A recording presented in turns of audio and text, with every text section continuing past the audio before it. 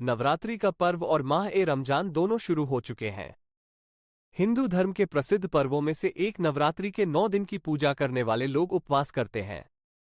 वहीं मुस्लिम धर्म का सबसे महत्वपूर्ण पर्व रमजान में भी लोग रोजा रखते हैं।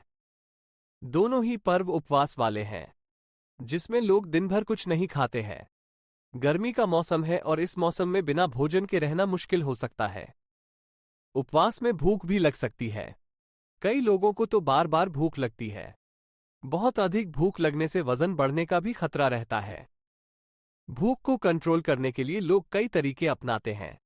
कुछ लोग अपने आप को अधिक व्यस्त रखने की कोशिश करते हैं तो कुछ पूरा दिन सोते रहते हैं ताकि भूख महसूस ना हो। लेकिन इसका सेहत पर गलत असर पड़ता है। भूख को काबू में करने के लिए कुछ योगासन फायदेमंद है, जिसका अभ्यास व्रत के दौरान या डाइट के समय भूखे रहने में मदद करता है। हलासन। हलासन के अभ्यास से बढ़ते वजन और भूख को कंट्रोल कर लिया जाता है। हलासन के अभ्यास के लिए मैट पर पीठ के बल लेटकर धीरे धीरे अपने दोनों पैरों को ऊपर उठाते हुए सिर के पीछे ले जाएं और फर्श को छून का पास करें।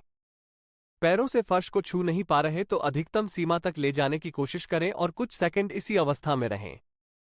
इस आसन से पेट की चर्बी कम होती है और भूख भी कम लगती है। वीरभद्रासन 2। इस आसन को करने से आप भूख पर नियंत्रण कर सकते हैं। वीरभद्रासन 2 करने के लिए योग मैट पर सीधे खड़े हो जाएं और बाएं पैर को आगे की ओर ले जाकर घुटने मोड़ें। इस दौरान दाहिने टखने को बाहर की ओर रखते हुए हाथों को बगल की ओर अपनी दिशा में ही ऊपर की ओर उठाएं। 30 सेकंड तक इसी स्थिति में रुकें। अधोमुख श्वानासन।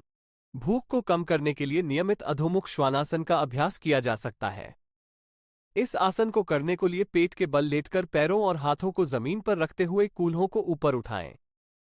अब सिर को नीचे की ओर रखते हुए एड़ियों को फर्श की ओर दबाएं। इस स्थिति में 30 सेकंड रहें, फिर सामान्य मुद्रा में आ जाएं।